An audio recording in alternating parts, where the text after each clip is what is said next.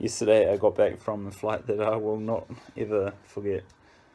So I was flying from Malaysia, Kuala Lumpur to Gold Coast, and so we set off, and I fell asleep quite quickly. So for the first hour and a half-ish, I missed all the goings on, and when I woke up, there was a lady who was jumping out of her seat, running around, and she's saying, we need a doctor, and there's all these people behind me. There's the toilets and where they have the food and stuff were right there. And yeah, I was thinking, what the hell's going on? And then I heard, get me off here! Like this guy just screamed that out, and I jumped out of my seat pretty much. And I said to the two people next to me, because I was on the window seat, I said, I'd like to get up and see what the hell's going on. And they looked freaked out as well. A few people were turning back, like, what the hell's going on?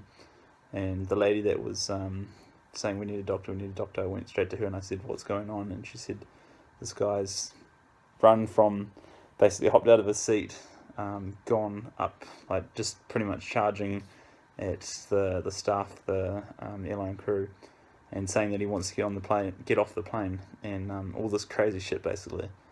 And so I thought, if this guy's really adamant that he wants to get off the plane and he's not mentally well, then we've got a problem, especially because, I don't even know where we were at that stage. It's probably over the water and inaccessible to land somewhere near. So I thought I'd just go and see and she gave me the lowdown basically, and so I went.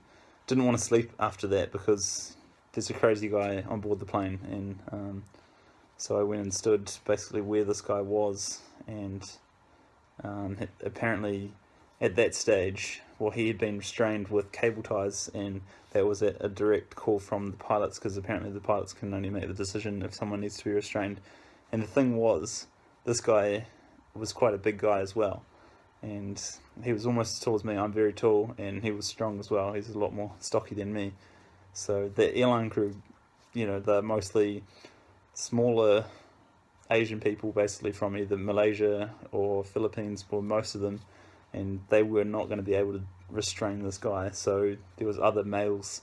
They had swapped seats with the people around this guy, and they were the ones who took him down the first time and got him under control, because he was actually crazy, like as I would soon experience. So yeah, he was alright for most of the time, but obviously he was restrained and stuff like that. It turns out he'd actually broken his cable ties, and they had to get him again. And so I wanted to offer what I could do as well, because I'm not super strong or super big or anything, but I'm taller and probably had a better chance of trying to help out. So I did. I stood right by the guy, and then he started going crazy again and trying to wrestle, and honestly go psycho. I don't know what he was trying to do, but the lady told me that he wanted to get off the plane, and he, as I heard when I woke up, he said, get me off. And so we weren't going to let that happen. I don't even know if you can open the doors while you're mid-flight or whatever, but I didn't want to wait to find out. So when he went crazy again, had his angry episode, we're all right there ready to go, and just basically it took like 6 guys, including myself, or there might have even been more. There's just so many bodies, and we put him to the ground, and he was very strong. I mean, 6 people taking on one. He was honestly going crazy, and we got him to the ground, and then someone said, watch out, he might bite, because he was, I didn't even know. So I had my hand on his head and my other hand on his arm, and this time we got the cable ties, and we pulled his arms behind his back and cable tied him to, hands behind the back basically, one around there and the other one linked through, and then got him put back in his seat with the seatbelt done up so he couldn't get out of the seat at that stage. And then from then on, the rest of the flight, he was actually okay, which was good. But yeah, before that episode, I'll just try and hold the camera a little better, but he was basically in the seat with his head down, and then just going, and he honestly looked like the shit that you've seen in the movies, like he was possessed. It was crazy. It was actually quite scary to see someone in that stage. I have no idea why he was allowed on the flight at all. Someone in that state should not be on a plane not anywhere near where other people's safety is at risk. And yeah, but obviously we had to deal with it, and I thought, I would like to just share my experience basically, because it's something that, like I said, I won't forget. But also, the staff weren't able to control the situation, and I don't really blame them.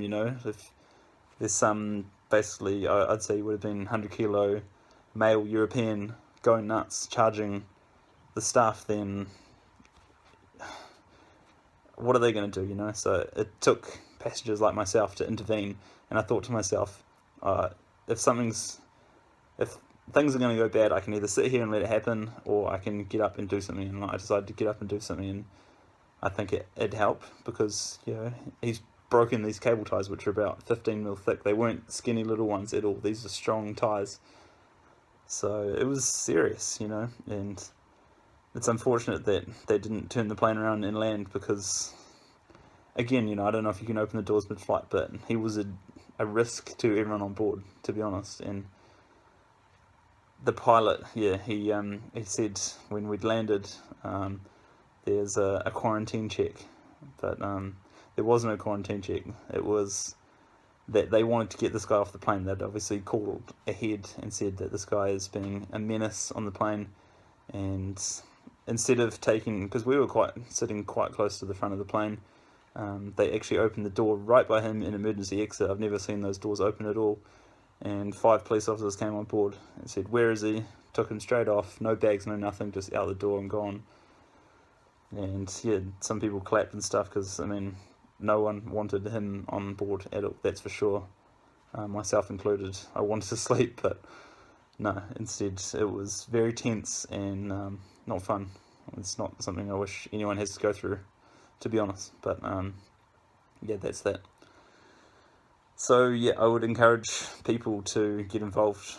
Don't just sit there and think that someone else is going to deal with it, because a lot of people were scared, genuinely scared. And especially when you see someone in that state, like a mental state, when he was saying stuff that was so strange, and just doing, like, he'd just like give you this crazy stares if you were looking at him. And sometimes we thought, okay, his eyes are twitching, like he'd go, just basically going like this, and we thought, okay, he's gonna try and do something again. And sure enough, he would like kick against the wall, or just like I don't know the right words for it, because I don't know what you use to analyze or put a label on it, basically. But it was absolutely crazy. That's the only thing I can really describe it as. And so yeah, it turns out I actually know the guy, and he sat a couple of rows in front of me. I tapped him on the shoulder before all this happened, and I said, "Hey, how's it going? How are you? And whereabouts were you?" And he mentioned like a meditation thing, and I said, "Oh, where did you do that? Did you spend most of your time in Malaysia, or was it in Thailand?" And he said, "Air Asia," and this kind of like weird stare as well. And I thought, that's an odd response. And then he said something else, "From God," and I thought, oh, okay, something's really not quite right here. But then all the other stuff happened after I'd slept, and then after I got up out of my seat and went back and saw him, I realised it was him. And I thought, holy shit, it's the guy I know. And I've known this guy from last year, and he was normal enough. And yeah, seeing him in this state was just like nothing I've ever seen before, basically. And like I said, yeah, there's a flight that I won't forget anytime soon. So if you have any questions, yeah, post them down below. But basically, the main aim of this video, I think, is to just encourage other people to get involved. If you see something bad going on and you think that other people are going to do something about it, maybe they won't. So